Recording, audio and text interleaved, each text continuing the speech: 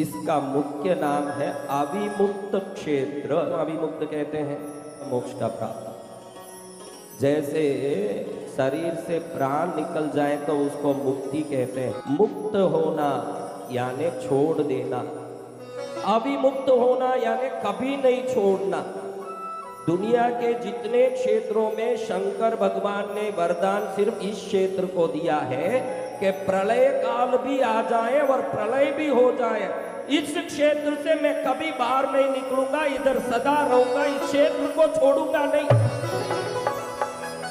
शंकर जिस क्षेत्र से कभी मुक्त नहीं होंगे वहीं निवास करेंगे, इसलिए ये क्षेत्र अविमुक्त क्षेत्र है।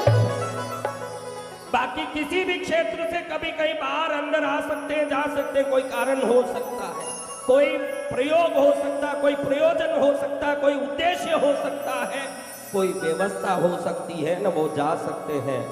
लेकिन क्षण मात्र अनंत युग में शाश्वत काल में कभी भी इस क्षेत्र को छोड़े बगैर आए हुए सभी को वरदान देने वाला कोई क्षेत्र है तो वो काशी क्षेत्र। आपने कई सारे पुराण पढ़े होंगे, विष्णु पुराण, ब्रह्म पुराण, ब्रह्म वैवर्त पुराण, शिव पुराण। सिर्फ काशी तीर्थ इस पर महिमा, देखो देवों पर महिमा के तो कई पुराण आपको बताऊं तो आश्चर्य पड़ेगा। काशी की महिमा 16,618 श्लोकों में पुराणों में वर्णित है। शास्त्र कहता है कि काशी जो 2 शब्द बोल देता है वो कितना भी महापापी हो 2 ही जन्म में मुक्ति प्राप्त कर लेता है। जय हो श्लोक और 15,000 श्लोक स्कंद पुराण में काशी की महिमा का वर्णन। कितने क्षेत्र में आए हो, कभी भी किसी तीर्थ में जाओ, किसी मंदिर में जाओ, उधर सिर्फ वंदन करके निकलोगे तो श्रद्धा पूरी नहीं होगी। उसकी महिमा को अच्छे से समझने की कोशिश करोगे। अगर वो महिमा समझ में आ गई आपको तो आपकी श्रद्धा जितनी बढ़ती जाएगी कृपा उतनी बढ़ती जाएगी आपके ऊपर।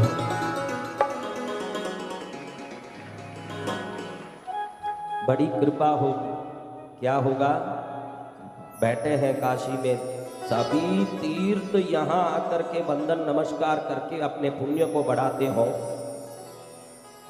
धरती के सभी जीव राशि देवी देवता इस क्षेत्र की महिमा को गाते हो। इस क्षेत्र की अनंत महिमा।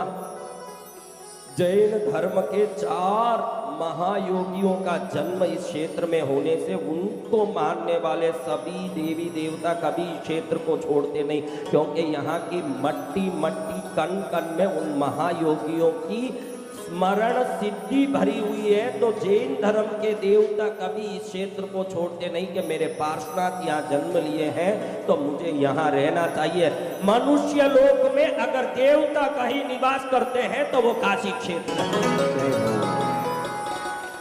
बौद्ध धर्म के कोई देवता इस क्षेत्र को छोड़ते नहीं, क्योंकि ज्ञान मिलने के बाद भगवान बुद्ध इसी काशी में आकर के प्रथम उपदेश किए, 4 शिष्यों को स्थापित किया, धर्म चक्र का प्रवर्तन किया। इसलिए भगवान बुद्ध के मानने वाले तारादि समस्त लाखों करोड़ों देवता इस काशी में सूक्ष्म रूप से निवास करते हैं।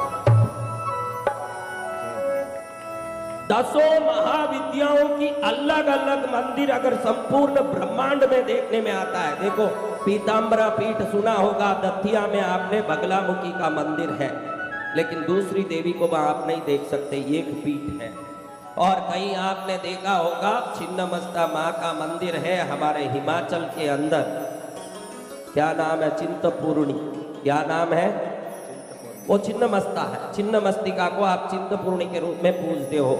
ऐसे 10 महाविद्या भारत के अलग अलग जगह में अलग अलग स्थान में निवास करती है, लेकिन 10 महाविद्या को एक स्थान में दर्शन करने की अगर कोई इच्छा करता है तो वो एक स्थान में अगर अलग अलग जगह में होते हुए भी एक ही तीर्थ में होती हो तो 10 महाविद्याओं के मंदिर काशी में मात्र ही है और कहीं नहीं। 64 योगिनियों के, 52 वीरों के और भैरव के सभी रूपों के यहाँ काशी में मंदिर है।